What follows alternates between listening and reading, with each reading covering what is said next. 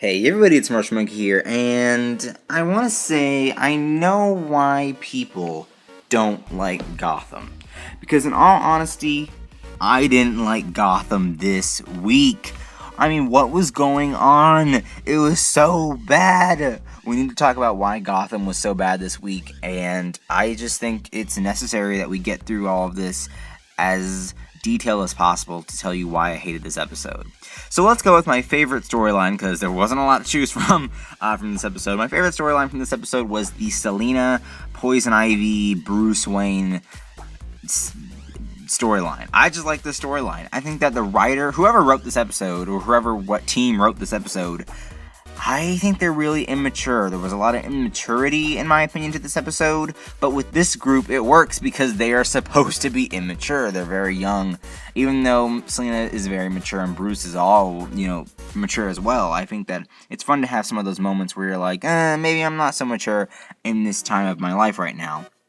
But Ivy is back. She ended up, finding this guy. I don't even know. She ended up finding this guy, stealing from him, and that's when she goes to Selena for help. Selena goes for Bruce to help, and I like the fact that they were having fun with these characters when they had the immature humor, especially when she was like, you guys are a couple now, and Bruce is like, yes, and Selena was like, no. I was like, oh my god, like, really?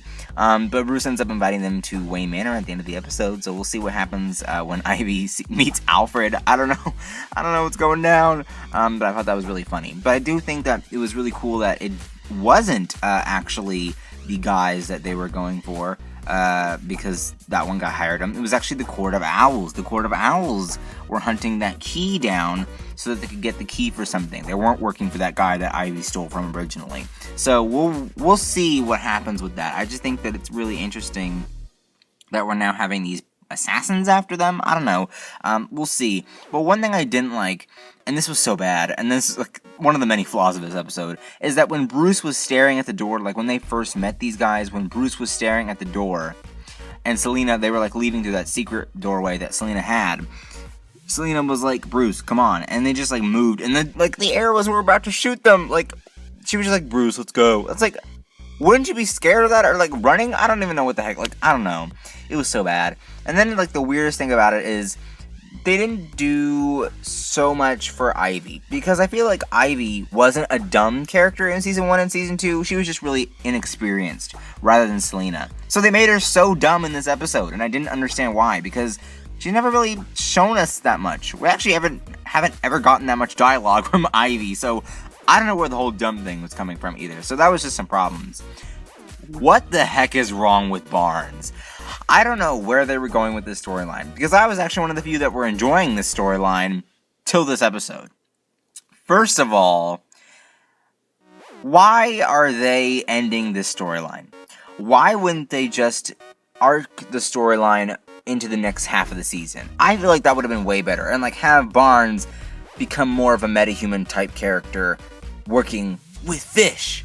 Why would they end it off in this episode? Like, why would they just completely rush Barnes right as Gordon found out about his abilities? I just think that's weird.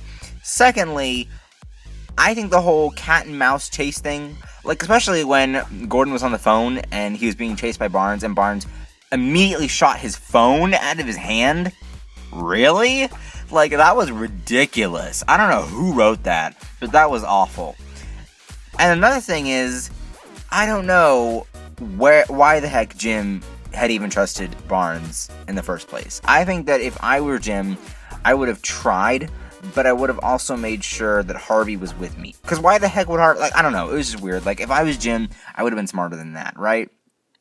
So I just think that that was all horrible. And I think that Barnes trying to get Gordon to join him makes no sense. Because if he hates criminals, like if he wanted to kill people that much and hate criminals, Jim Gordon's a criminal! Spoiler alert, he killed Galavan! So why aren't you hating him? Like, is it justice? I don't know, like what? It's very confusing. Like, is it justice to you that he killed Galavan because you're okay with it, or, and then you wanted to make him a part of your whole weird thing, or is it not because he killed someone and that's a criminal offense? I don't know. I can't tell. And another thing that I thought was horrible is this scene here where he turns around and goes, guilty. I was like, what the heck? That's so awful. It's like, really? You're gonna turn around in that straitjacket and yell guilty at my face on TV?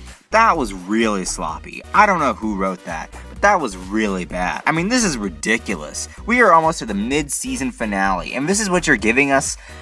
It was awful. I mean, I hated it so much. We're not done with this review. Not yet, because we have some other stuff to talk about. Hello? What the heck is going on with the Riddler? So we have another thing to complain about. So of course we know that this storyline has been going on for a while. They've been shipping, I don't even know what they call them. I don't know. But they've been shipping Penguin and Riddler.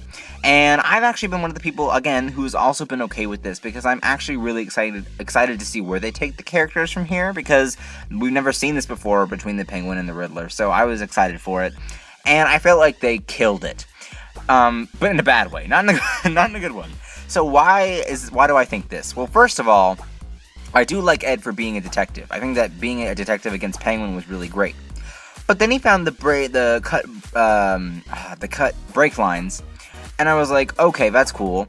But first of all, he wasn't emotional about Isabella. He wasn't emotional about her at all. He didn't even cry. And he cried for Crinkle, which makes no sense.